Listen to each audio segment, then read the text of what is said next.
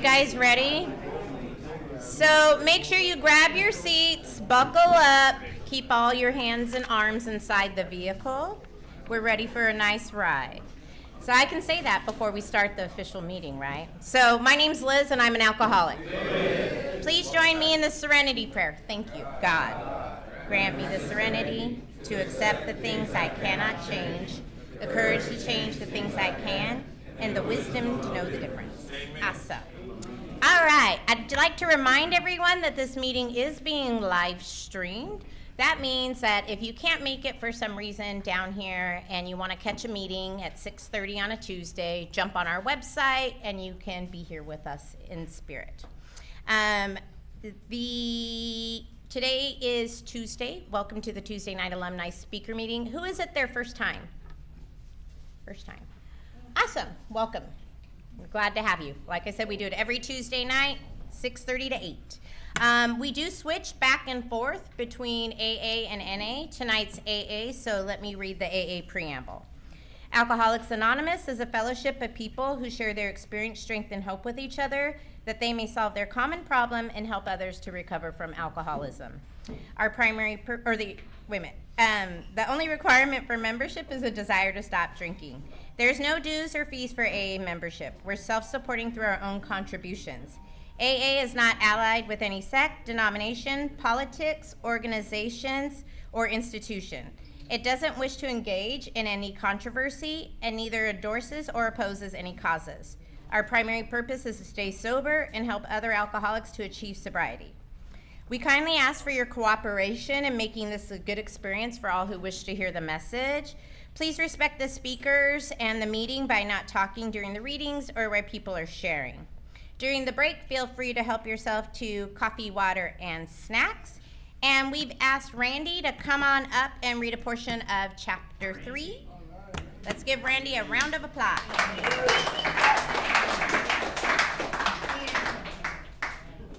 My name is Randy and I'm an addict? Alcoholic. My bad. Okay. Randy, I'm an addict. Most of us have been unwilling to admit we were real alcoholics. No person likes to think he is bodily and mentally different from his fellows. Therefore, it is not surprising that our drinking careers have been characterized by countless vain attempts to prove we could drink like other people.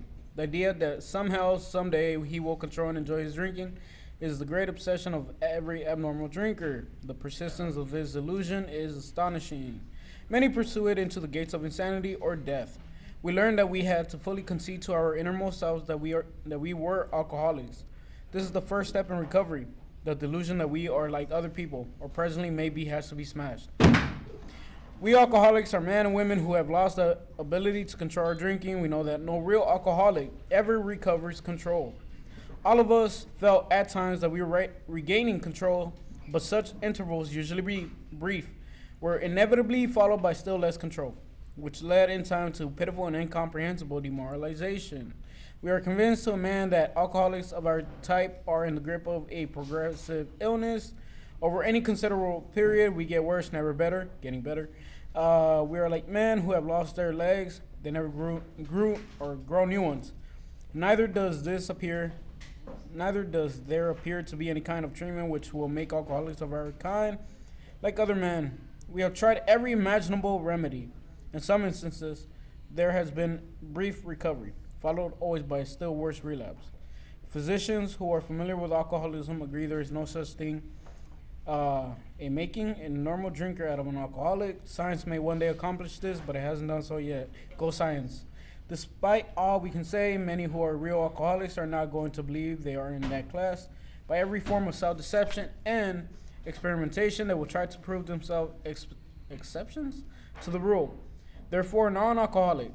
If anyone who is showing the inability to control his drinking can do the right about face and drink like a gentleman, our hats are off to him. Heaven knows we have tried hard enough and long enough to drink like other people.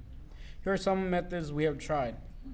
Drinking beer only, limiting the number of drinks, never drinking alone, never drinking in the morning, drinking only at home, never having it in the house, never drinking during business hours, drinking only at parties, switching from scotch to brandy, drinking only natural wines, agreeing to resign if ever drunk on the job, taking a trip, not taking a trip, swearing off forever with and without a solemn oath, taking more physical exercise, reading inspirational books, going to health farms and sanitariums, accepting voluntary commitments to silence.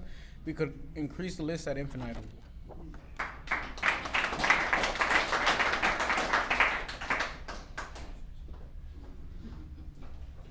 Thanks, Randy. You're welcome. All right. So we have Brandon come on up and read a portion of chapter 5. Come on up. Or the whole chapter. Why not? My name's Brandon. I'm an alcoholic. Chapter 5, how it works. Rarely have we seen a person fail who has thoroughly followed our path. Those who do not recover are people who cannot or will not completely give themselves to this simple program. Usually men and women who are constantly incapable of being honest with themselves. There are such unfortunates. They are not at fault. They seem to have been born that way. They are naturally incapable of grasping and developing a manner of living which demand rigorous honesty. Their chances are less than average. There are those, too, who suffer from grave emotional and mental disorders, but many of them do recover if they have the capacity to be honest. Our stories disclose in a general way what we used to be like, what happened, and what are we like now. If you have decided what you want what we have and are willing to go to any length to get it, then you are ready to take certain steps. At some of these, we balked. Thought we could find an easier, softer way, but we could not. With all the earnestness of our command, we beg you to be fearless and through from the very start. Some of us have tried to hold on to our old ideas, and the result was nil until we let go absolutely. Remember that we deal with alcohol, cunning, baffling, powerful. Without help, it is too much for us. But there is one who has all power, that one is God. May you find him now. Half measures availed us nothing. We stood at the turning point. We asked his protection and care with complete abandon. Here are the steps we took, which are suggested as a program of recovery. 1. We admitted we were powerless over alcohol, that our lives had become unmanageable. 2. Came to believe that a power greater than ourselves could restore us to sanity. 3. Made a decision to turn our will and our lives over to the care of God as we understood him. 4. Made a searching and fearless moral inventory of ourselves. 5. Admitted to God, to ourselves, and to another human being the exact nature of our wrongs. 6. We're entirely ready to have God remove all these defects of character. 7. Humbly asked him to remove our shortcomings. 8. Made a list of all persons we had harmed and became willing to make amends to them all. 9. Made direct amends to such people whenever possible, except when to do so would injure them or others. 10. Continue to take personal inventory, and when we were wrong, promptly admitted it. 11. Sought through prayer and meditation to improve our conscious contact with God as we understood him, praying only for the knowledge of his will for us and the power to carry that out. 12. Having had a spiritual awakening as a result of these steps, we try to carry this message to alcoholics to practice these principles in all our affairs. Many of us exclaim, "What an order! I can't go through with it." Do not be discouraged. No one among us have been able to maintain anything like perfect adherence to these principles. We are not saints. The point is that we are willing to grow along spiritual lines. The principles we have set down are guides to progress. We claim spiritual progress rather than spiritual perfection. Our description of the alcoholic, the chapter to the agnostics, and our personal adventure before, after made clear 3 parentant ideas. 1. That we were alcoholic and could not manage our own lives. 2. That probably no human power could have relieved our alcoholism. 3. That God could and would if he were sought. Thank you. Thanks, Brandon. All right. So while we observe the 7th tradition, which states that every AA group ought to be fully self-supporting and declining any outside contributions, we've asked David to come on up and read the 12 traditions of Alcoholics Anonymous, and Sean will be passing the basket.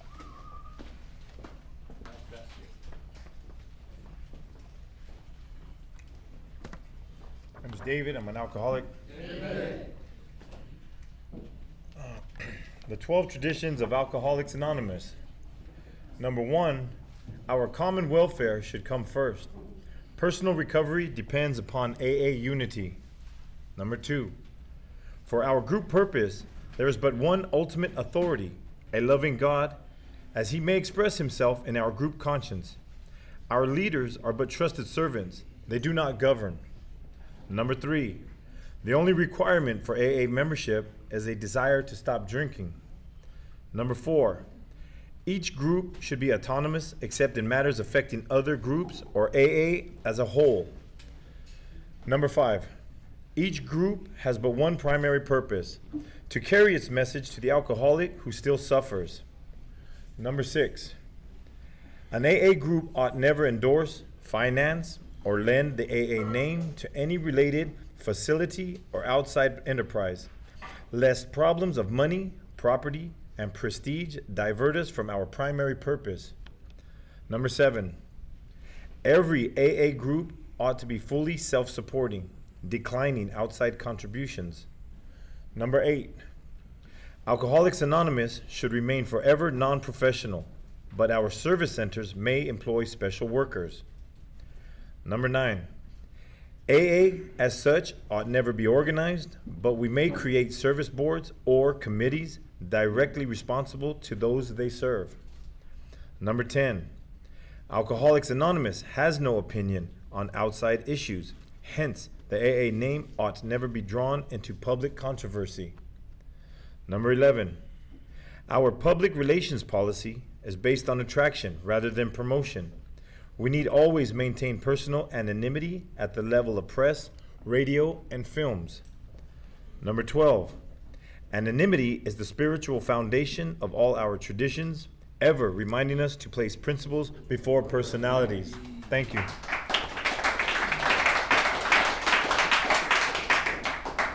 Thanks, David.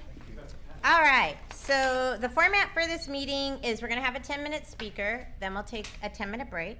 Then we'll have our main speaker, followed by chips and birthdays, because today is birthday. And then if we have time, we'll do some sharing. So my pleasure to come on up and introduce Oscar. Come on up. Sean's your timer. He'll give you Joe's your timer. He'll give you a 2-minute warning. All right. How's everybody doing? My name's Oscar, and full respect to Alcoholics Anonymous.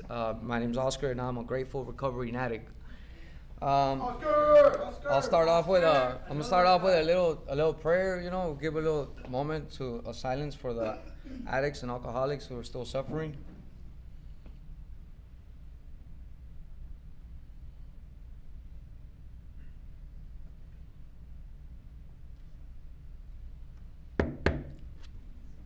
All right, man. My name's Oscar, bro. I'm real grateful to be here in Fair Brown. I surely kind of it's a blessing for me. I'm real grateful because I prayed to be here, and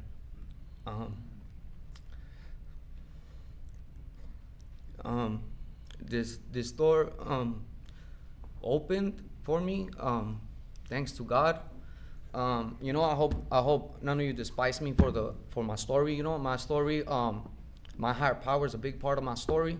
I was a real different person back then, and I had a bump in the road this time, but my God is good, and I know everything's gonna be fine, and let me tell you guys a little bit of why I turned out to be how I ended up, I grew up in my house. My dad used to be my mom all the time, and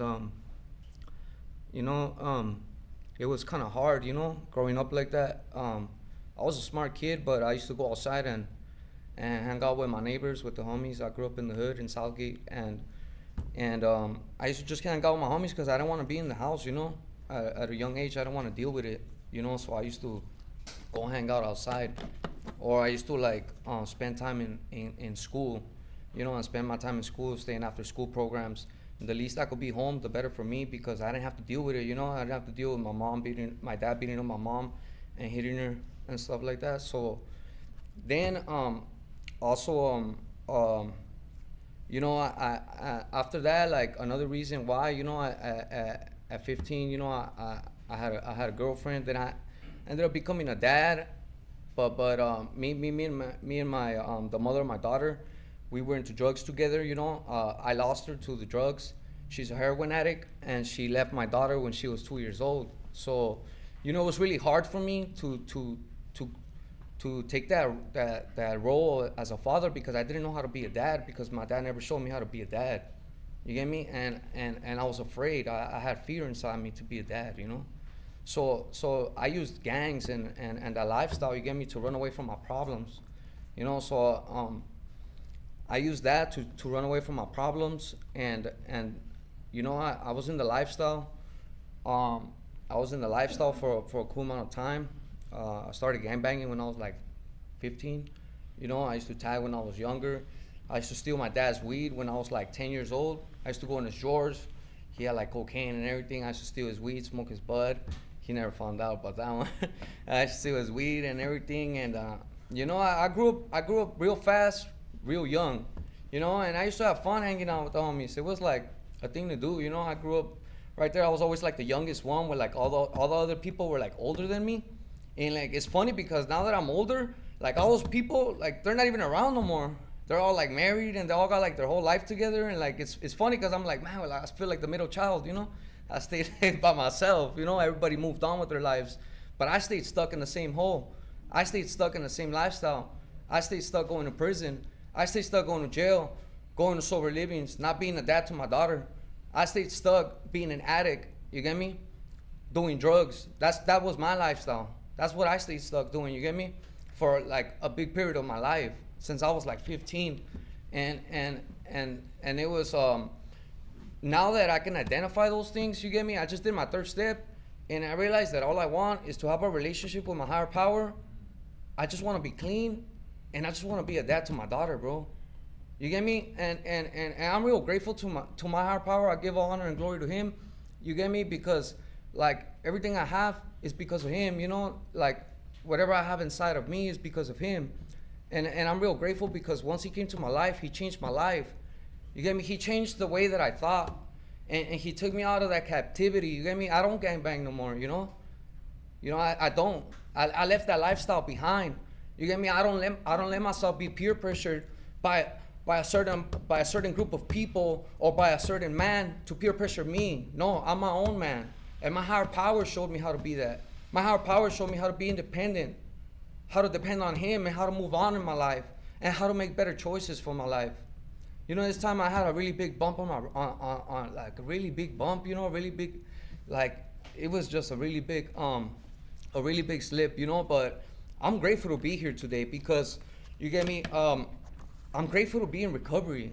I'm grateful to have, to understand that I suffer from a disease that's gonna be part of me for the rest of my life. But that disease, as you read as literature is being read, when it's being introduced to us, what we're doing, it says that thing could be arrested. So if I believe this, then that means I can arrest that disease, and I could put that disease on like, you get me? I can arrest it. I could put some cuffs on it instead of the disease having the cuffs on me. You get me? I pay attention to all those things. You get me? I pay attention to that. And that stands out to me a lot. It also says that I can lose the desire to want to use or consume drugs and alcohol. It doesn't say that I have to stay with the desire to always want to use and consume. It says I can lose the desire to want to use and consume drugs and alcohol. You get me? Those are things that really stand out to me because for myself, I'm tired. I'm tired, bro. You get me? I'm tired of living that life, you know? I'm tired of always ending up in a jail cell and losing everything I have, everything that I've worked hard for. I lose everything, and I have to start all over again. And not only that, but I have a little girl that all she wants is her dad, who suffers from abandonment issues because her mom left her when she was 2 years old, and she suffers from me not being in her life and being absent from her life. She has big absences in her life of me being absent in her life, you know, because of choosing the lifestyle, because of choosing the homies, because of choosing to just be in the hood and be with girls and be getting high. You get me? Because I'm running away from my problems. I don't want to face reality to the face. You get me? And I'm real grateful that I'm able to identify those things in my life today. You get me? I am real grateful that I go against the grain. I don't go with the wave. I go against the wave. You get me? I follow a road that's real narrow. I don't follow the big door where everybody goes through. You get me? And I'm real grateful today for that because I'm able to stand on my 2 feet and I have somebody that's always with me, and that's my higher power, you know? And I realized that all I need in life is him, you get me? And to be willing to change, you know, to have some honesty, some open-mindedness, and some willingness in myself, you get me? I had a real bump on the road. Let me share this with you. I went to, I've been in Fred Brown. This is my third time being in Fred Brown. I was in Fred Brown 10 years ago. I was on parole, and then I came back on AB 109, and this time I came back on Medi-Cal. I went to a rehab in TJ, and I was there for a whole year, where they give you 6 squares of paper to wipe your butt. Believe me, my higher power humbled me, because not even in prison do they treat you like that. You see, I'm the type of person that needed some humility in my life, because I thought that I deserve everything. You get me? Because in prison, I mean, we sit down, kick back, watch TV, get high, go to yard, play ball. We don't pay no bills. We don't do nothing. My higher power came in my life, and he humbled me, and he showed me what was being grateful. I used to remember about Fred Brown. Man, I miss a washer and a dryer. My God, you know, Jesus Christ. You know what I mean? And you know what? I was in ministry for 2 years at a church, Faith and Hope in Southgate. You know, my pastor came to visit me. He told me, when you come out, you know, your family's still waiting for you right there. And I felt that support. I got drunk, bro. But I'm an addict. I started drinking. And once I started drinking, I separated myself. I isolated. And then when I isolated, bro, what do? I want to get high. I started smoking dope, and I couldn't stop smoking dope. I started smoking. My experience strength and hope, bro. My experience was not good, bro. I ended up in jails, institutions, mental hospitals. I ended up bad. For me to sit here and tell you, my disease tells me, and it wants me to forget about the bad times that I go through, and it wants me to talk to you about the good times. And it's not true. My disease is cunning, baffling, you get me? It's a liar. And you know what? I'm grateful to be here today in this room, to be able to share with you guys some experience, strength, and hope. My higher power gave me some strength, and he is my hope. And my hope is recovery. My hope are the 12 steps. My hope is getting a sponsor. My hope is having some people that I can connect with, that I can be close to, that are taking recovery serious. Why? Because it says that if you think that alcohol is not a drug, then you're wrong. Alcohol is a drug, and if you drink, I drank, and I got high, and I was stuck in the pookie, and I was in ministry. I ran a Bible study. I teach the youth the Bible. I teach the kids the Bible. You get me? That's what happened to me, bro. You get me? I lost everything I worked so hard for. I worked so hard to get where I was, and I lost it because I decided to drink, and after I drink, I'm an addict. I went for the pookie, and I started getting high and smoking dope. And then I was a Christian. I didn't even have no spot to go kick it at, because I had changed my life, so I lost all the numbers. I didn't have no one to call. I didn't have nowhere to kick it. It was just me by myself with my disease and the pipe. Put the pipe down, it's hot. Man, bro, you get me? I am so grateful to be able to be here in Fred Brown. I am grateful for all of you guys, for my peers. I am grateful for the staff. And man, I love you guys. I hope that you guys were able to get something out of what I shared, man. And God bless you guys.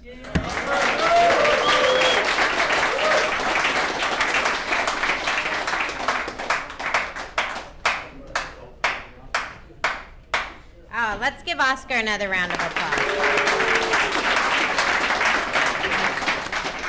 Thanks, Oscar, for sharing your experience, strength, and hope with us. I think, you know, when we talk about like losing everything, right? Some of those things we just weren't meant to have. And if we work really hard, better things come our way. So just kind of keep that in mind. And, you know, our higher power really kind of gives us what we can handle, and also will give back as long as we're giving back. It's kind of that unvicious cycle, right? Our addiction is that vicious cycle that keeps going around and around, and that's insanity. But we can change our behaviors and change our mindsets if we choose to and work for it. And I've seen you do that, and I appreciate it, so thank you.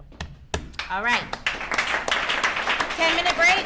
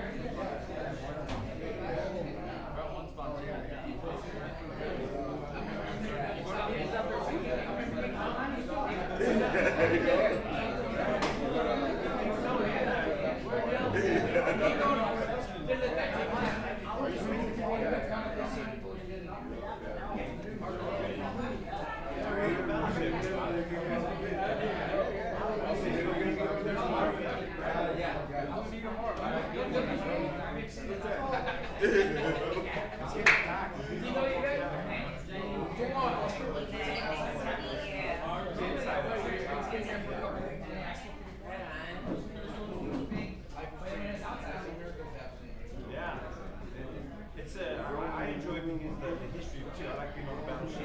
Already 2 weeks old. Sitting on hollow ground. Making up, standing on hollow ground.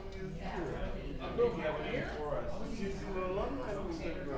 Yeah, I thought of that too. I go, how many people have passed out in the drunk state? I mean, same state drunk.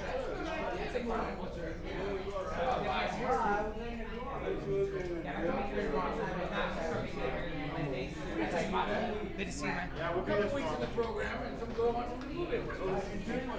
Oh, been what? All right, what's your mind, Justin? A new one. I'll tell you later. Huh? A new one what?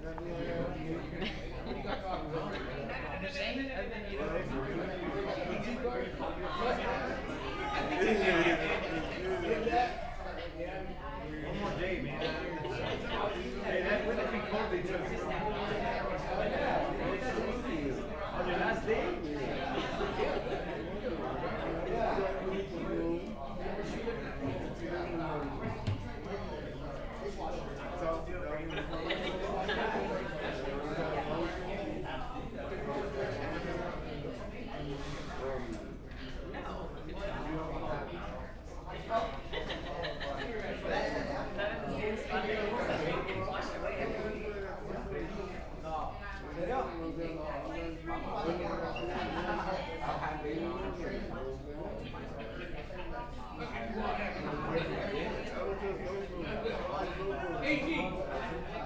Let's see what 18 says. My boy here. Yep. It's here. He's been a solid. He's got 4 or 5 months. He's been here what?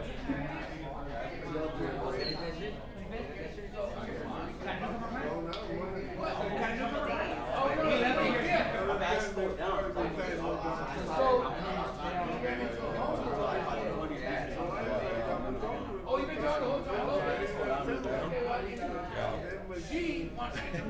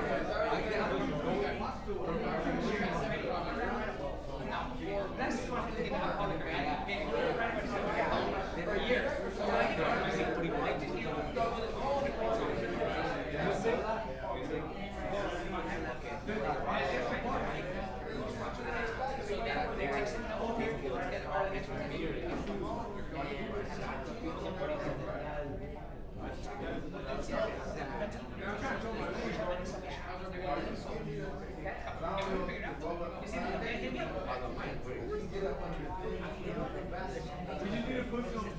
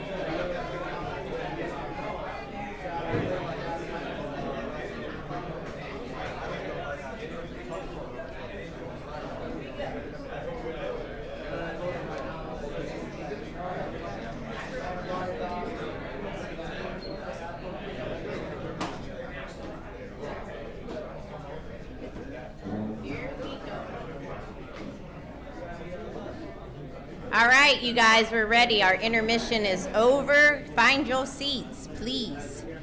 Let's start the second half of the meeting with the serenity prayer. God, grant me the serenity to accept the things I cannot change, the courage to change the things I can, and the wisdom to know the difference. All right, so it's my pleasure to introduce Aaron. Come on up to the mic.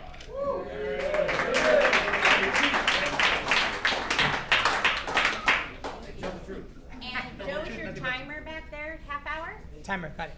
Got it. He'll give you a 5 and then a 2. Cool. Can you give me a 10? He can give you a 10 and a 2. Try to get sober by then at least, huh? Let's see. Just for every moment of time. I'm Aaron. I'm a grateful recovered alcoholic. And I do drugs alcoholically too. I don't know the traditions when I'm in. They said it was they go back and forth week to week. I said it's cool. I qualify for all of them. You know, all the 12-step programs apparently. And I just honor the traditions wherever I'm at. And I'm gonna share with you guys what it was like, what happened, and what it's like today, in a general way. And flip through this book, you know, as a point of reference, right? And man, first and foremost, man, I love Oscar, man. You know, it's a trip. Me and Oscar, I had the good fortune of sharing the message at the Battleship, Iowa. And Oscar was leading, and he was sitting next to me. And, you know, we got to talking a little bit right there. And then they said there was a 10-minute speaker, and then Oscar comes up. And I'm like, oh, you know, that's divine. You know, I didn't know I was speaking here until last night. We were coming off a panel, and I saw a message, and said if I would be available tonight to come here, and it feels like I'm being called here. You know, there was met a handful of you guys on the Battleship, Iowa, and been keeping in contact as best as you're willing. You know, since then, even got into the big book a little with some of our new friends, and you know, what an honor and a privilege. So I'll share with you some of the ingredients that it takes to have a successful recovery and a successful life. Right, as from my filter, right? I'm the center of the universe from my filter, so that's how I see things, right? And each of us does until I consider someone else, right?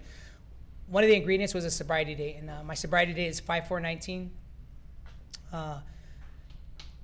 Anybody in here? Thank you. Anybody in here not have a sponsor? You don't have a sponsor? Okay. So we're sponsoring ourselves. Okay, yeah, I did that. And you know what's funny though? I didn't know shit about recovery, so how was I gonna, like, now looking back, I'm like, what was I gonna teach myself? Like, what with my old ideas, right? I'm going back to prison. Like, right? I'm a juvenile offender. I end up, you know, and I'm going to mental health institutions. I'm homeless. And some of the communities, you know, I like to, first it's like Me Too, right? Me Too, the first thing when I connected with somebody, because you know what I used to think, this is the perfect room too, you know. And Renee, man, I'm so glad you're here, man. I'm so glad you're here. And my friends, you know, that we trudge with, man, it's an honor and a privilege. Create the fellowship you crave. That's what it says in the big book. Create the fellowship you crave. You know, and we created that. And, you know, it's such a trip, though, to be in this room in particular, because I know it's like, this would be a violation of my parole if I was still on parole, like 100%. I'm like, dude, for sure I'd be violated in here 100%. You know, I'm not supposed to be around some of you guys, but like 100%. You know, and I'm like, fuck, like this is like full circle, you know? It's such a beautiful thing. So I have a sponsor, John Sansbury. And come to find out, I had never relapsed. I never relapsed because I never did the 12 steps. Right. I never had a spiritual awakening. I went to treatment a couple of times. I went to sat in seats like these. I did those things, and this was my idea. I thought that when I went to treatment, the longest I was willing to go was 30 days. You know, I'd do a detox and 30 days. At that time, I owned a business. And, you know, I had a real big life out there, slaying dragons. You know, I needed to get back to that. And it came to find out it was, you know, there was more required, you know, because I caught alcoholism, and I hope some of you guys do too tonight. You know, and I'll share with you how that's done. You know, how they pointed out to me, because I would identify as an addict and an addict in Alcoholics Anonymous. When I get the honor and privilege to speak at NA as well, and I identify, I don't wear a suit. You know, I don't have, you know, that's not part of the tradition, which is cool. Awesome. I'm just going to honor the tradition, right, from where I'm at. And when I'm there, I'm clean. It's the literature. And but the 12 steps, it was through Alcoholics Anonymous where I get well. And that's where I take people through the steps, is that way, with the urgency and the action, right? And so I got to sponsor a home group. We started a couple meetings ourselves because I come into meetings and I'll deputize myself, the AA sheriff. I'm like, they're not doing the steps fast enough. They're taking too long. And they're like, why don't you start your own meeting? I'm like, that's a great idea. We'll start our own meeting, you know? And You know, and it's by attraction, you know, and this thing is very attractive, and you know, if just one person in this room, man, you know, we grew up, man, Oscar, it felt like you were telling my story, man. You know, I touched base with a lot of it, you know, and it hit home, and I remember my dad beating my mom. You know, they weren't together, but I remember there was one time he kicked down the door. It was a home invasion, you know. But I was so young.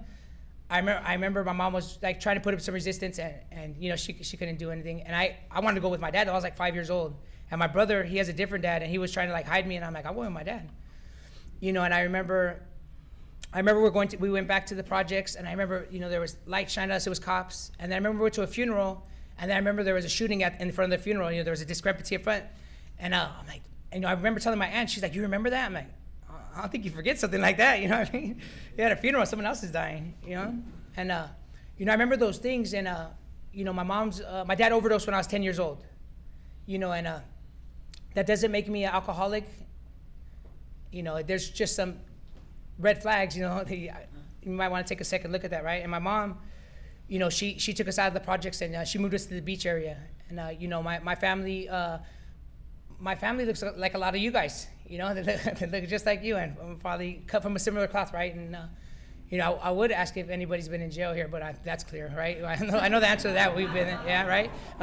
Yeah. Oh, yeah. And you're the minority. Imagine that, you know? And, you know, so my dad's uncles and them, they were, you know, political figures in there.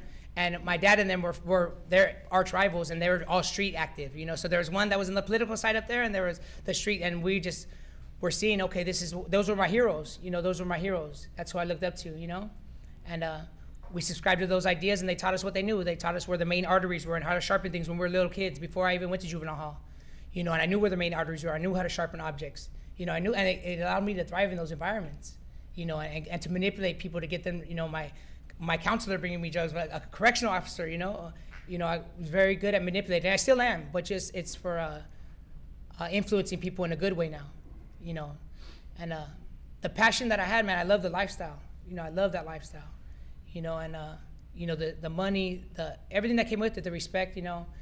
And it was all from a place of terror. When I came to find out, you know, they says obsession of the mind in the book, you know. And when my sponsor told me that, I don't know why I went to AA too, out of all the places, you know. For some reason, there was just a feeling that I got when I was there, that I knew they knew the way out, you know. Because my cellie was supposed to be here. It was just funny when I was speaking on the battleship. 2 of my cellies were there. I'm like, this is a fucking miracle. This is a miracle, you know. Like both of those guys still alive. Both of them, they're still in good standing. We all are, you know. And I'll help anyone anywhere though. I don't need to know your CFA. I don't need to know your background, you know. If we get to share our deepest, darkest secret in the 4th and 5th, then that'll come out, you know. But I'm gonna help anyone anywhere, because when my dad overdosed, you know, now that I look back, if someone would have been able to make recovery look attractive enough, then maybe my dad would have he would have been magnetically drawn to that, and maybe he wouldn't have passed away, right? And but I know his passing is the reason why I come here and speak, is the reason why I reach out the way I do, and the reason why I do what I do the way I do, you know. And you know, if just one person can get their father back, you know, they can get their father. They don't have to lose their father to this. And you know, a lot of you guys are fathers. How many are fathers in here? It's a lot of dads. And imagine if we could just help one father, man. Those children get their father back. They won't have to grow up that way, you know, and be a better father, right? And even getting sober, for me, I wouldn't have been a better person being sober. They talk about a horse thief, right? Who gets sober, he's still a horse thief. You know, there was some character building that's a result. This is a design for living. Thank God for that. Because I didn't know how to live other than that life. And everything that I knew how to do that I'm an expert at takes me back to prison. You know, everything that I know. You know, I come home at 32, and the only skills I have, I've never opened a cash register. I've never hammered a nail. I've never done any of those things. Never done any of that. And my resume looks good. It looks good in the C file. And they're out here, I'm not, you know, they're not like chasing me down to work for their company. You know, that's, you know, I put myself in a tight position with that, you know. My sponsor talked about obsession of the mind, and I knew I had that. You know, I knew I had an obsession of the mind, because I always thought about what people thought of me. You know, since I was a little kid, I would be in school, and I would make people laugh. You know, even like right at kindergarten, and I would get in trouble, and I knew I was going to get in trouble. But as long as people were laughing, then I felt a part of like that uncomfortability was gone. You know, for that moment. And there was always an obsession. I always obsessed over things, over a relationship or no relationship, how, you know, getting high or not getting high, all these things I just obsessed. I didn't know there was any other way to think other than obsession, you know, and that's how I lived my life. And when they talked about that, you know, I knew that, you know, that it had struck a chord, you know. You know, these are some of the communities I love to touch, you know, the communities that I'm a part of. Come to find out, you know, it was obviously a juvenile offender, you know, so, you know, anybody re-entry, you know, or incarcerated, you know, are coming home, right? You know, we do, with the Anti-Recidivism Coalition, with the ARC, we do work over there mentoring and stuff. And so that's one community, right? That's one community. And getting loaded long enough, homelessness, you know, that's I made myself homeless, you know? And I was actually, we were at Skid Row at a panel Saturday, and we went to the roof, and I looked down, and I'm like, oh, that's Jazz Park. I used to get high there. That's the only place I'd be outside getting high on crack that I felt comfortable. And I thought there was help right across the street. I don't know if I wanted help then, but there was help right across the street. And now I'm doing a panel there across, you know? And that's the beautiful thing that this process does, right? When I'm in fit spiritual condition, that's moment to moment, right? And if you want to know what type of spiritual condition you are in, has anybody ever drive a car? You guys ever drive?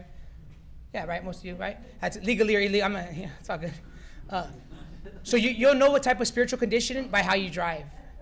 Are you on people's bumpers? Are you honking? Are you, you know? And you'll see if you're wound tight over that, and then you see where your emotional nature is at, right? Anybody ever end up in prison after something just you were not in control of your emotions, like something that didn't have to happen? If you had the ability to self-regulate, that you wouldn't have ended up in prison over? Yeah, right? Like this wasn't even the person the problem was with. It just that's who it got taken out on in a random place in traffic or wherever, right? Right, so if I'm in control of my emotional nature, right, by developing a set of tools, right? Because the only tool I had my whole life was a hammer, right? That was what my family showed me. We had hammers, and they, man, I love my family. You know, man, they allowed us to thrive. And they taught us what they knew. But the only tool they gave us was a hammer, so every problem looked like a nail. So I keep ending up incarcerated, right? I end up incarcerated. You know, I'm going out to court with new case. You know, I'm you know, it's and my relationships are strained. And just like Oscar said, man, I'm incarcerated when my son's born. You know, I just know he was born in 1993, and I know I was incarcerated.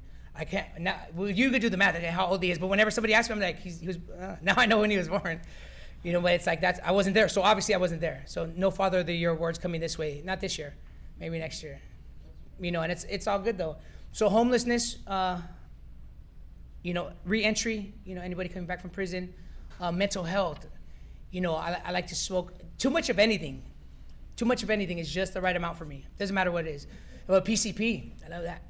And I found it again in my 40s, and man, it was the best day of my life up to that point. I was like, oh, I found a new, where they're cooking. I'm like, oh, it's on. This is great.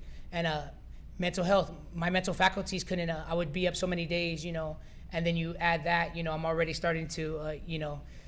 It talks about it, full flight from reality, you know, talks about that, you know, delusional, right? And outright mental defective. You know what's funny is some things in the big book I would read, and I thought this was like, anybody ever read? Any guys big readers when you go to jail? You like to read a lot of books? Yeah, right? Why is that? I'll keep that same momentum out here and watch what happens. It's beautiful. But I thought I was going to read this book, and then I was going to be cured. Like, then I would be able to get loaded like a gentleman, or I was going to have what those people who read it. I really thought that. I thought intellectually, philosophically, I would be able to, like stoicism, I was going to be able to implement this in my life, and it didn't happen. I just knew how to say some really cool shit. That was about it. You know, I knew some really good one-liners, you know? That was about it. So mental health, I got it, you know, I got evaluated and got committed, you know, which was a surprise, shocking. You know, I had never been to anything mental health because we couldn't take, you know, when I would let other men run my life, right? We couldn't take meds. Not that I would anyway, but we couldn't take meds when I was there, when we were incarcerated, right? So when they were saying that, I was like, oh, they're talking about JCAT, and I was like, okay, I'm not gonna do that. And then I just knew 72 hours. For some reason, I knew 72 hours though, you know. And at 72 hours, if they don't reward honesty there in those mental health institutions, so they committed me. You know, it's about 8 years ago, maybe going on 9. And so I found my way out, you know. I found my way out by reading what was on the wall, calling the numbers, ACLU, got myself to court and got out. 3 weeks later, I'm up for days again and do the same thing, and I'm back in the mental health institution. This time I'm committed again. And they diagnosed me gravely disabled, so mental health is so if any of those communities, you know, you touch on, right, you've been diagnosed, or maybe you've diagnosed yourself as, you know, mental health instabilities, you know. The beautiful thing about this process is that the crazier you think you are, the better this is. If you don't want to rely on your thinking, there's a clear-cut instructions on precisely how we recovered. I'm going to go through some of it and jam through it. So, juvenile offender, reentry, homelessness, mental health. So, if that's any of your communities that you're a part of, you know, by the life you lived, then I'll share with you the way out. So first of all, how do we catch alcoholism? You know, how do I catch it in here? And it talks about if when you honestly want to, you find you cannot quit entirely. So if you have the consequences, right, you're gonna lose the girl, the family, your job, house, going back to prison, right? If you give another dirty test, or you're going to a program, which almost feels the same, right, sometimes. Anybody ever pick prison over going to treatment? I knew there was a couple. I knew it. Yeah, right?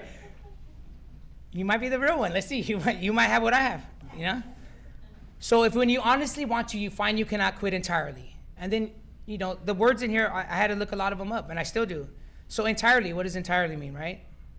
Or if when drinking or getting loaded, and just insert the drug or whatever, if you're in whatever fellowship you're in for that moment, insert your drug in there. It says alcohol here, you say meth, you say whatever you say. Sex, porn, food, whatever it is, it's all good. Or you have little control over the amount you take. Anybody ever say they're only gonna smoke 1 bowl, do 1 gram, stay up 1 night, drink 1 beer, and overshoot the mark? You ever do more than that? Okay, so half of us are honest. Okay, so half of us are honest, and half of us might be delusional. Okay, that's awesome. I'm in the right room. Okay, so if you find you cannot quit entirely, or you have little control over the amount you take, then you're probably alcoholic, right? You have alcoholism, right? And then they say control and enjoy it. Do you ever try to control and enjoy it?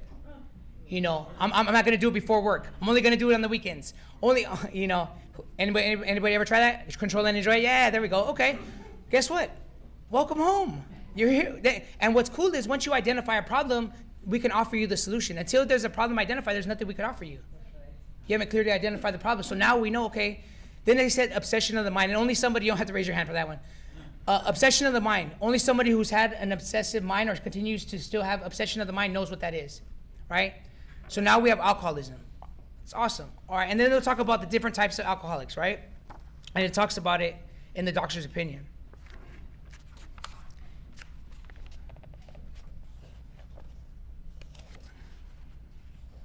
Oh, I was very sensitive when I came into, I've been sensitive my whole life. You know what? You know, one of my friends, it's so funny, man. Him and one of my childhood friends, they caught a case. I ended up seeing them up there, and I heard it was with the cops, and there was a shootout, and there was this, that, and I saw him, and I go into his cell, and I'm hanging out with them, and you know, I remember when he came home, and one day he calls me, and you could tell he's emotionally charged, and he's like, man, this dude just said gangsters are sensitive. And I said, well, you just proved them right because you're calling me all charged up. And he said, fuck, and he hung up on me. I don't think he talked to me for the rest of the day, but I was so sensitive that if you looked at me too long, there was a threat of violence. Like, we could go forever. We could die because you looked at me too long. How sensitive am I that you can't even look at me that we're going to... I needed a hug. So now I do martial arts professionally, you know, and actually now I do martial arts recreationally, but I got to do it and got to get, it's so funny what all these years, you know, I boxed as a little kid, and, you know, you go to do MMA and you just realize, like, I don't know how to fight, you know, like, well, we're learning, you know. Luckily, I did that like the same way I do everything, you know, with a passion, and, you know, now I'm a professional in Brazilian Jiu-Jitsu, which is pretty awesome. That's why the ears are all messed up. So here, I got sensitive here when it said this. I was sponsoring myself. So for those of you guys who are sponsoring yourself, hopefully you have a big book to do it with. We cannot control our blank, right? Drinking, tweaking, whatever that is, just because we were maladjusted to life. So I read that and I said, okay, I'm not gonna argue that. Then it said we were in full flight from reality, and I thought, damn, I stay up weeks at a time. I get out there. For sure, I get out there. I cover up the people. I cover it up because I know they're out there. I cover it up and tell anybody, you want to take your last look? We're not doing that. You know, so for sure, I get in full flight from reality. And then it said outright mental defectives. And then I took offense. I'm like, I can't stand that. And then I didn't relapse, but I just adjusted my sobriety date. I never relapsed because I never did the 12 steps. Ever since I've done the 12 steps and implemented it in my life, guess what? I've never changed my sobriety date. Imagine that. Fucking amazing. Position of neutrality. And it says we insist on enjoying life. I love this shit. I love my life today. It's a life. I didn't know this was possible. And I'm going to share with you what that looks like, right? What it feels like. Doesn't matter what it looks like. What's it feel like? Right? So it talks about the alcoholics here. And it says the psychopaths who are emotionally unstable.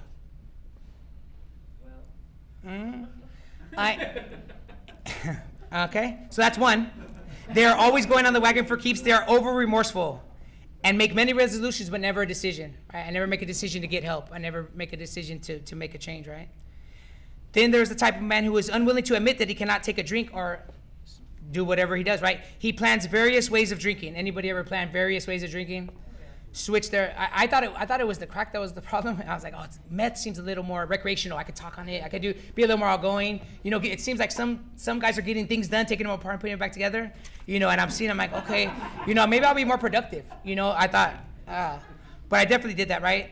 And then there is the type who believes that after being entirely free from alcohol or drugs for a period of time, he can take a drink or get loaded without danger. Anybody ever been sober for a certain period of time and thought like, dude, you know what? I think I can get loaded. You know, I think I got a new formula, right?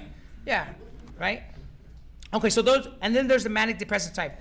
So these are just some of the different types of alcoholics, right, in here, right? On page 60, it talks about, so I think most of us, so if anybody caught alcoholism in here tonight, then I did my responsibility here. On page 60, it says A, that we're alcoholics, so you can answer that for yourself now. Quit entirely, have little control, obsession of the mind, control and enjoy, right? We got it? Got it? Okay, alcoholism, welcome. And could not manage our own lives. Could not manage. So who here in third grade was talking about, I'm going to be a Fred Brown when I'm 39 years old? You know, who said that? Like, who was, no, right? No, this wasn't the plan, right? This is where we're supposed to be, though. We're right where we're supposed to be with who we're supposed to be here with, right? But I don't know if this is how, I don't know if this is how you drew it up, right? When I'm the general manager of my life, I end up on that side with you guys. When I'm the general manager, I've done some pretty amazing things. I got to travel the world, lived in Bali, got to surf big waves in Hawaii, traveled to Brazil and fought on the same card with my son. I've done some amazing, amazing things. Eventually, all that's gone. All of it. My gym, I own 2 gyms. Making really good money, doing what I love. At-risk youth program in the cities where I caused a lot of violence. We had worked with kids on the spectrum. You know, we had, trained a lot of UFC fighters, just Olympic development team, just amazing. And people, in their 80s got, it was such a beautiful thing. And I gave that away. So could not manage our own lives. So A, that we're alcoholic, right? Because we're an Alcoholics Anonymous, that's what, but I identify as whatever I'm at, right? And that could not manage our own lives. So that's A. B, that probably no human power could have relieved our alcoholism. So any humans try to help you. So I'll tell you the humans that try to help me, right? My son, right? Treatment center sponsors, parole officers, law enforcement, family, a lot of me. Anybody ever try to stop on their own? Like I'm gonna do this shit. Self-will. I'm done, right? It's a lot of humans, right? So that probably no human power could have relieved our alcoholism. So if you're 100% sure of that no human power can, the relationship, you had a really good relationship, amazing woman, amazing girl, right? Still couldn't do it though, right? Right? The kids, I'm finally back in their life. Boom, still loaded again. Right? That God could and would if you were sought, right? It didn't even say we had to find him. And it's your own conception of God. For me, it was the ocean. Because I had a resentment to a God that I thought I didn't believe in when I came here. Because 2 of my godchildren had been called home early and I couldn't understand why I'm alive and why I'm out of prison. And he would take them home, right? And my sponsor, good sponsorship, breeds good sponsors, right? And it goes on. And anything that let me just reverse the beginning and just say that we realize we know only a little. Anything your sponsor says and that differs from what I say, your sponsor's right and I'm wrong. I'm just coming from the big book with my experience based off it, right? So I like to share this. Is that it? We up? Better be Jesus. That's one of my guys. It's one of my guys. You know what's beautiful is James. About 23 days ago. 23 days ago, he's on a thread with us, and he said, "Man, I feel like getting loaded. I feel like drinking." And I didn't know who he was, but I'm on the thread with him, and I sent him the address where I was at, and I said, "Well, come over here." And he came over and made him some food, and we were doing a panel that night. I said, "Would you be open to doing a panel with us?" And he went, and he's leaking. He's man, like a snitch at a gangster party. He's sweating. He's detoxing like a mug. And we're looking at, I'm like, dude, you share first. You share first, And he shares, and he has people in tears. Because they're thinking, because he just lost his job, his career the day before. That day he had got the news that he lost his career. Because he was found unresponsive on a pile of drywall. And I guess they let you go for that in the union, apparently. I don't know. So, yeah, you can't. So don't be unresponsive on a pile of drywall, apparently, if you work in the union. But he was with us that day, right? And he came with us, and he's been here ever since. 23 days he's been with us, detox. And he came back the next week to the same panel, and they didn't recognize him. They were like, "What happened to the guy?" I'm like, "That's him. He's right there." Right? Right? And I'm hanging out with Matt. Matt's, I met him a few months ago. A few months ago. He asked me to speak at a meeting, and we've been hanging out ever since doing panels. Same thing. I met Luke at that meeting where Matt asked me to speak, and we've been doing panels. And, Matt's teacher speaks last week, and he's talking about how much he used to hate Matt, because Matt can go into the things. There was something that happened, right? And his teacher's like, "Man, I hated this guy," And he's like, "But I saw him come into the rooms," and his teacher has a lot of time. He said when Matt was walking away, he told him, "No, you belong here. Come here."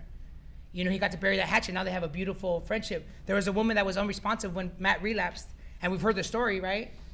The woman was in a panel with us last week sharing that she has 4 years. This is what happens here. This is what happens in this place. These are the miracles, right? I'm watching Richard. Me and Richard have got to spend, I wish we could spend more time, but a lot of time together. And when he shares, I can see him, we're both going through the book. We're going through it, getting ready. We don't even know what we're going to say. We're just going to come out of this thing, And watching restoration, right? I identify as recovered because recovered, the definition, anybody know the definition? Recovered, restored to usefulness. It means restored to usefulness. You guys being right here, right now, not being on your phones or not walking out, you guys are being useful to me and to everyone in here, right? And the person who comes in after you, to Fred Brown, right? You can be useful to them and let them know how you felt the first day and how you feel now, right? Let them know they're not alone, right? Our friend Paul Sponsor talked about that, and I'm seeing Luke with his dad here, Man, me and Luke, man, the first time we met, it was like, man, we've been on fire together ever since. Man, I get to see miracles happen and both ways, When I get a call, when normally I would have got loaded over what he's calling me about. I would have got loaded, or I would have been going back to prison. And we're seeking counsel. What's a better way? What's the best way to do this? And that's God. This is a miracle. And if anybody, the whole God thing, right? I love what Paul says. And KG, I had Keith had 3 days. 3 days he came back. He's my sponsee brother. And I said, "Oh, let's go to a panel." He's like, "I got 3 days." I'm like, "Perfect. You're the right man for the job." 3 days at Salvation Army, and this guy's been there every week since. And if he's not, he's taking people through the steps. He's somewhere in this thing, to watch that happen. And Yvette caught alcoholism. Somebody I admire that I trudge with on the spiritual path, caught alcoholism in here because she thought what was here was so beautiful for free and for fun that why wouldn't she be a part of that when she's invested like I have into personal development, thousands and thousands of dollars. And what you guys offer here is for free and for fun, right? What we offer here is freedom. What a lot of us will settle for is for relief. So if you're settling for relief, right, just ask yourself, is that good enough for you? Is that going to keep you going? I'll share the promises with you. So, because if you want what we have, then you're ready to take certain steps. I don't tell you, your sponsor does, or your sponsor could tell you whatever he wants, and he's right. God tells you when you're ready. God tells you when you're ready. If somebody wants what you have, you're ready to take certain steps. So let me tell you what we have, so then we're clear on what we have here, right? This is the third step promises. Third step. Established on such a footing, we became less and less interested in ourselves, our little plans and designs. More and more, we became interested in seeing what we could contribute to life. As we felt new power flow in, as we enjoyed peace of mind. Peace of mind, imagine that. As we discovered we could face life successfully, as we became conscious of his presence, we began to lose our fear of today, tomorrow, or the hereafter. We were reborn. So that's the third step, right? We got the fifth step promises. It talks about we can look the world in the eye. We can be alone at perfect peace and ease. There goes that word again. Our fears fall from us. We begin to feel the nearness of our Creator. Why? How does that sound? How does that sound? These are 9 step promises. We are going to know a new freedom and happiness. Freedom, not relief. Freedom. Wherever you're at. No matter what happens, wherever they put me, I'll always have freedom because of this process, right? If I choose to pick up the spiritual kid, it's moment to moment. It's moment to moment. And it talks about that. Serenity and peace. The feeling of uselessness. If I don't feel useful, by definition, I feel useless, right? We have a primary purpose here, right? No secondary. Self-pity will disappear. We will lose interest in self-esteem and gain interest in our fellows. Self-seeking will slip away. Our whole attitude and outlook upon life will change. Fear of people and economic insecurity will leave us. Imagine that. Imagine the fear of economic insecurity. And if you're anything like me, you burned all the scorecards red 0 when you got here, because if not, I wasn't done. If I still had more, if the credit was still good, I'd be out there, right? All right, I'll end with this, and that's always how you buy a little more time. You just say, I'll end with this a couple times. And so for those of you who want, that's the secret handshake. If you want to talk a little bit longer, and hopefully, and you'll be bringing value when you do. You just say, I'll end with this, and just tell the timer, call me. Step 10 on me, step 11 tonight on me. No. And if you don't know what step 11 is, get with one of us. All right, so it says, we commence to make many fast friends, and a fellowship has grown up among us. It is a wonderful thing to feel apart. The joy of living we really have, even under pressure and difficulty. Even under pressure and difficulty, the joy of living. I have seen hundreds of families set their feet on the path that really goes somewhere. Their families too. What about that? What about that? I have seen the most impossible domestic situations righted, feuds and bitterness of all sorts wiped out. That's talking about the fellowship, right? Life will take on new meaning. To watch people recover, man, to watch somebody recover that you got to play a part in, right? That you got to shine the light and show them the steps you took out. But to watch them help the next man, that's when it keeps going. It's such a beautiful thing. To watch loneliness vanish, to see a fellowship grow up about you. This is an experience you must not miss. We know you will not want to miss it. Frequent contact with newcomers and with each other is the broad spot of our lives. And if you ever feel like you're wound tight and you're in your head, just ask yourself, how many newcomers have you reached your hand out to? How many newcomers have you reached your hand out to today? And you know what's great about newcomers? You can share your problems with them too, and they'll commiserate. They don't know any better, but it's one alcoholic talking to another, right? You call one of us, and you're getting into solutions. So if you're not ready to take action, don't call me. Like, you call me, you bring your big book, and we're gonna get into action. And it's a beautiful thing that way.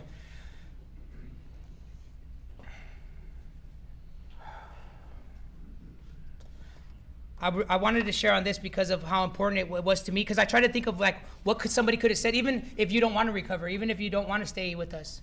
What could somebody have said that would have at least piqued that mustard seed of faith, right? Just a mustard seed, planted a seed, right? And it says, he clamors for this or that, claiming that he cannot master alcohol, drugs, until his material needs are cared for. Learn this the truth, job or no job, wife or no wife. We simply do not stop drinking, tweaking, whatever you want to add, so long as we place dependence upon other people ahead of our dependence on God. Let no alcoholic say he can never recover unless he has his family back. This just isn't so. In some cases, the wife will never come back. Remind the prospect that his recovery is not dependent upon people, it is dependent upon his relationship with God. Both you and the new man must walk day by day in the path of spiritual progress. If you persist, remarkable things will happen. When we look back, we realize that the things which came to us when we put ourselves in God's hand were better than anything we could have planned. Follow the dictates of a higher power, and you will presently live in a new and wonderful world, no matter what your present circumstances. And I'll really end with this. The reason why I do this, right? The reason why I do this. It talks about it in Dr. Bob's story, right? And it says, I spend a great deal of time passing on what I learned to others who want and need it badly. Who want and need it badly. If they don't want it or need it, then move on to the next one, but just let them know that the loving hand of AA is here. We're responsible when they're ready, right? but there's someone else who is willing to want it. So open that door, right? I do it for 4 reasons. One, it's a sense of duty. It's a sense of duty to identify as a member in good standing, active in this fellowship. What's that look like, right? Panels. It looks like carrying those. It looks like wearing, I don't know how old this suit is. I got to get a new suit. Well, my life, well, yeah. Richard made it clear that I only need this suit the way my life is right now, which is, it's fair enough, fair enough. 2, it is a pleasure. It's a pleasure being here with you guys. It's a pleasure. Because in doing so, I'm paying my debt to the man who took the time to pass it on to me, right? And because every time I do it, I take a little more insurance for help against my next possible slip. Thank you for letting me share.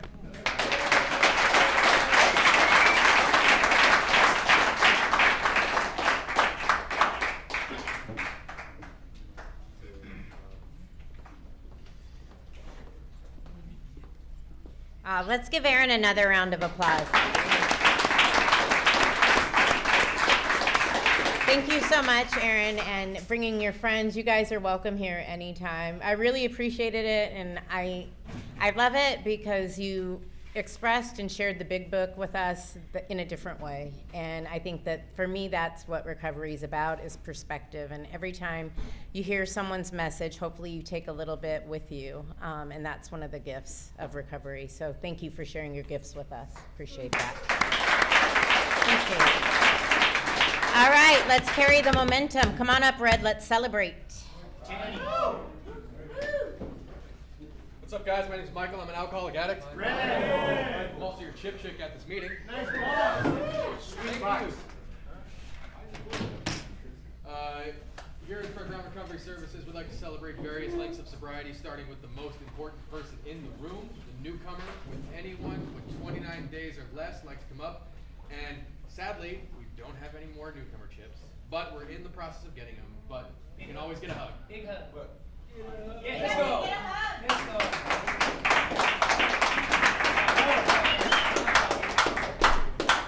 Rudy, addict. Rudy. Andrew. James, alcoholic. James. Juan, man. Juan. Brandon, alcoholic. Ray. Anthony, addict. Anthony. Welcome. Let's go, baby. Renee. All right. Anyone with 30 days. Impossible. Impossible, you say. I say name. Thank you, brother. Good brother. Thank you. Alfred, alcoholic.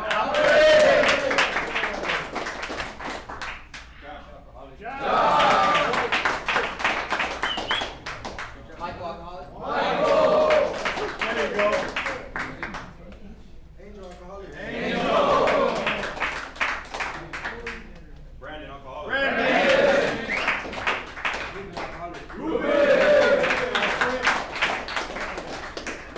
And Michael, alcoholic.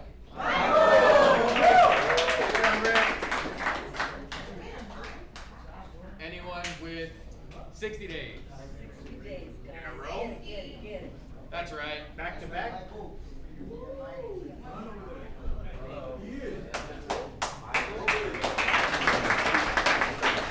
Michael, alcoholic. Michael. Any more 60 days? What about 90 days? 90 days. How about 6 months? 9 months? 18 months? It's the Weiner chip for anyone who doesn't know.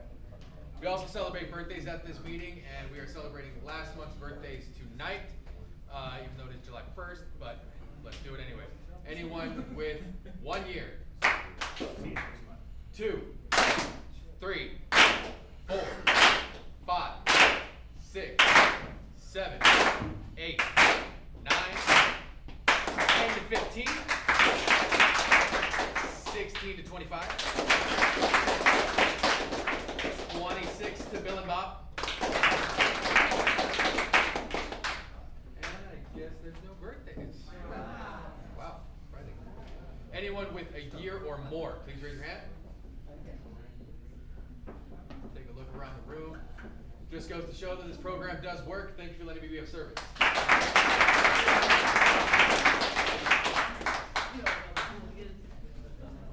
Thanks, Red. Sean, you want to come on up and do a treasury report? And you guys that took newcomer chips, the cool thing about it, I'll have them for you next week, and you have 30 days to continue to collect, so you'll get your money. Good evening, y'all. My name is Sean, and I'm an alcoholic. Okay, we had an old balance of $8.50 after the pizza purchase, and we took in $32.25 tonight, which leaves us with a new balance of $40.75. All right, thank you for letting me be of service. Meeting is supposed to be up here, and please collect these after the meeting. Yeah, Thank don't you. forget your get well cards, right? We need you to take them home with you. Okay, so before we open the mic, I need a couple of volunteers to help us clean up. Awesome, thank you, appreciate that.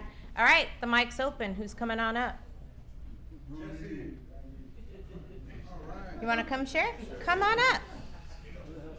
Good evening, Keith Alcoholic. Thank you for being here. You know, the newcomers, welcome to everybody. I thought I'd come here for a newcomer. I thought I'd come here for my boy, and I thought I'd come here for my guy that I dropped off here a week ago, but my God's got me here to hear Carlos today. And if you didn't hear anything from Carlos, what I heard was honesty. That's my story. I'm not here because I'm a drunk, I'm a dope fiend, I'm a crackhead. That's not my problem. We come in here, we're abused, we're neglected, we got death, we got illness, family abandonment, we have molestation, we got gang violence, we got problems. And to open up and to be honest about them problems is a big deal. And to get emotional about those, that's what we have, that's what I have to do. Because I held that stuff for years. A lot of us in here come with stuff.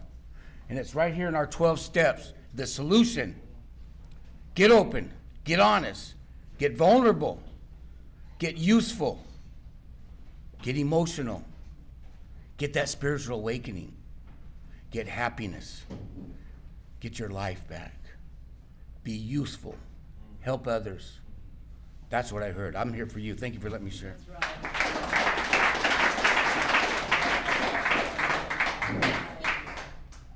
Anyone up next? Come on, we got some time. Joe, start picking. I don't pick. I don't volunteer here. Angel, you coming on up? I'm sorry, you're out of pocket. Randy's next. Yeah. Come on up. Tell how you do it, James. Hello guys, I'm Angel and I'm an alcoholic. Thank you for the shares, Mr. Sir. Yeah, and I just want to say that I gotta stay and connected because by myself I can't. I am the problem, like Richard says.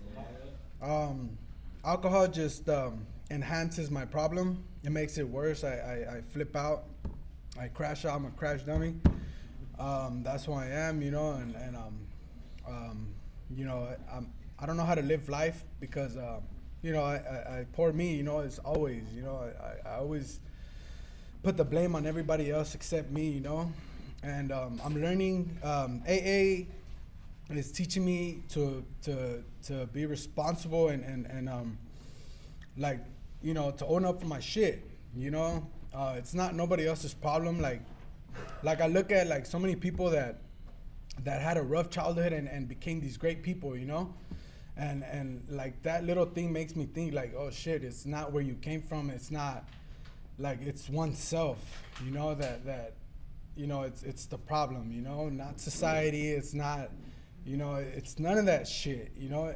To me, you know, that's where I'm coming from, you know, and I'm just tired of putting the blame on everybody else, and it's never my fault, you know. And I'm happy today, you know. Even though like I don't get to do what I want, like I ain't doing shit out there anyways, you know what I'm saying?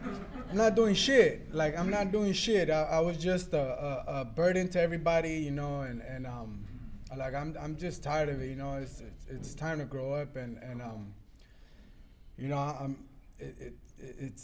it's scary to say like, hey, come on with it, you know, now, because like when I do say that, God has a funny way of putting things in, you know what I'm saying? Like when I pray for patience, this fool would give me some crazy shit to go through, and I'm just scared to even say shit now, you know, but straight up, not like, you know, and I try to walk a straight line, you know, because all the other ways, you know, it's not working for me, you know. I've come close to death a few times, and you know, I got like I want to live life, you know. So many years robbed of me, and I just want to enjoy life now, you know. I want to enjoy life. I want to help, you know, and you know, to practice, you know, practice to when I get to the outside, you know, and I'm Angel.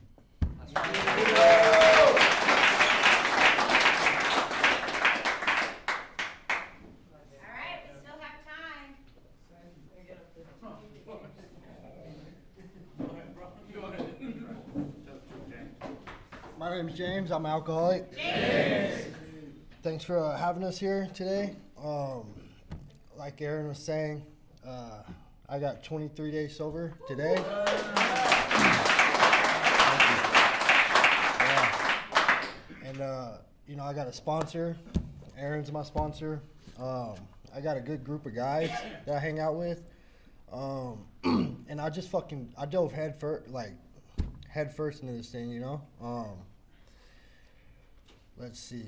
Yeah, man, relapse is a big part of my story. I've relapsed multiple times, and I've been trying to get sober since like 2012.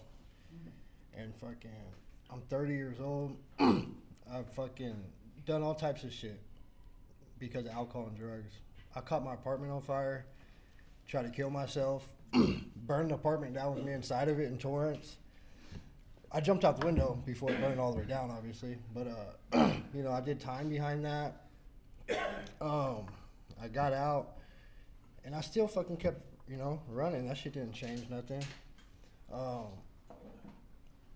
You know, I could sit here and, like, tell you guys that I got 23 days sober and not have to check my fucking tracker because, like, before I'd get a sobriety date and a sponsor, and that's it. And then I'd go about my life. I'd go get a job, or I'd, you know, do a meeting a week, and I just wasn't working the program. I never picked up the book unless it was with my sponsor, you know? And today, I do that stuff, man. Like, you know, I say, like, before I think that I just thought it was real corny, you know what I mean? Like, it sounds weird, bro, like, for me, like, wake up and pray and then meditate, and I got ADHD, and so, like, you want me to pray and then sit still for 3 to 5 minutes? That's just hard. But, you know, I've been doing these, like, simple things, dude. And, like, my sponsor, like, gave me all these prayers to look at in the book. And one page that I look at every day is 86 on awakening.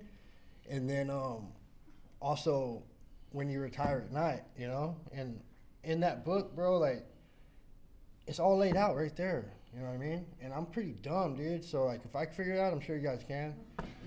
So, like, open the book, you know what I mean? Check out page 86, dude. It's been saving my life. Also, another thing I read on 19, it said to quit drinking was just the beginning.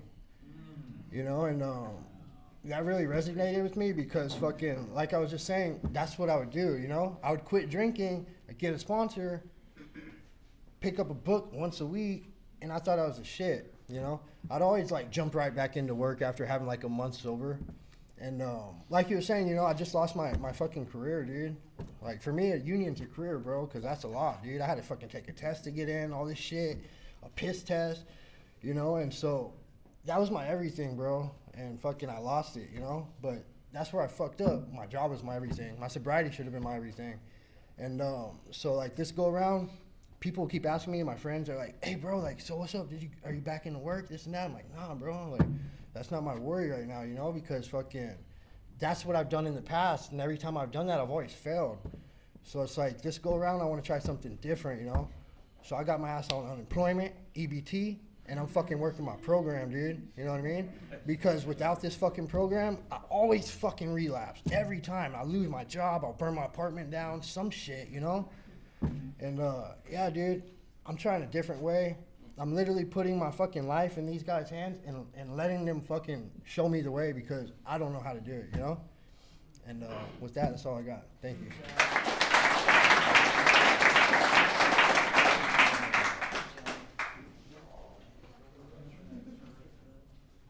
I don't want to speak. 2 minutes? Real quick. All right. My name is Randy, and I'm an addict. I didn't want to speak. Nancy told me to come up. For me, one thing I'm learning right now is spiritual axiom. That's in the step 10 of the big book.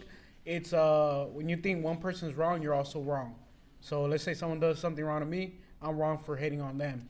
They're not in the right mindset. I'm learning how to forgive, how to forget. The best thing right now that I got going for me is I'm officially getting off probation on July 18. And from that moment on, I'm just looking forward to doing everything right and just getting back to my family if I can. So, thank you.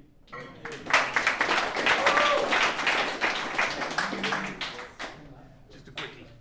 I'm a problem named Richard, and I am an alcoholic. Thank you, Aaron. Love your life, bro. So good to have you in my life. I just want to say this real quick. When I was getting dressed to come over here, I noticed there was a flyer pinned to my wall. It's probably been there the whole time I've been there, but I barely noticed it, right? And it was the Fred Brown Recovery Services mission statement. And on it said something. I read it, and it said something that it hit home because I relate to it. It said, if you treat the man how he is, he'll probably continue to be that way. But if you treat the man as who he could be, he will become that way. That's what's happened to me here in this program. I came here 11 months ago, right? I was homeless underneath the 405 freeway, man. Broken by myself, never been more lonely in my life, and I didn't know what to do. And fast forward, I'm coming up on a year, and now I'm in that's not me. That's not me. That's a direct result of this program specifically and my higher power. But now I'm employed here at this program, and a complete turnaround. And I just want to give a shout out to Nancy because she's the first person that you meet when you come here, right? With those kind blue eyes, and she tells you put your stuff down, get something to eat, and rest. Right? And that was the most beautiful thing I'd ever heard because I was so whooped. About 30, 60 days in, right? She said, she treated me a certain way from day one. And she started saying, you're going to work for us one day. You're going to work for us one day. And I didn't believe it at the time, right? But I acted as if. And they treated me in such a way that now I become how they treated me. So I just want to let you guys know that you are not what you've done in the past. You are an addict, right? Is what you are. It's not who you are. Man, so you can have a beautiful life, man. Get into this work, get a sponsor, and stick around, man. This thing will change your life. So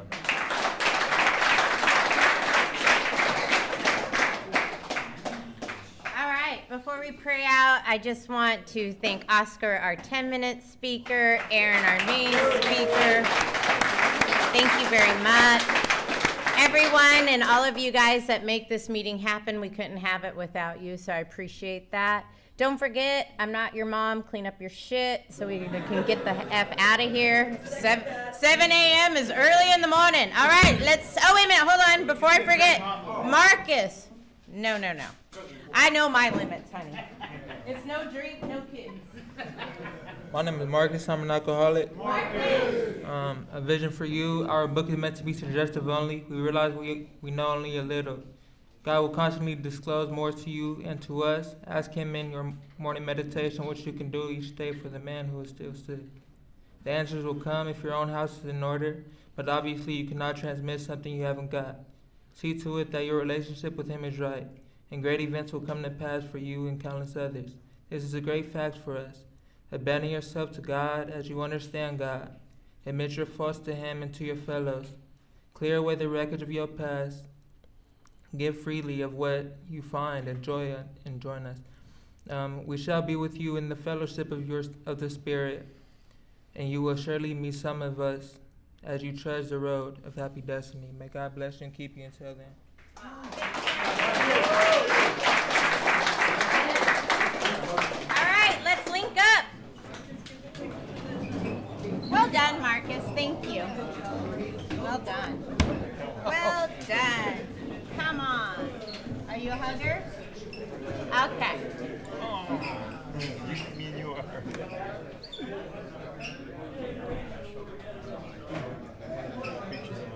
All right, you guys all linked up. After a moment of silence for the alcoholic and addict who still suffers.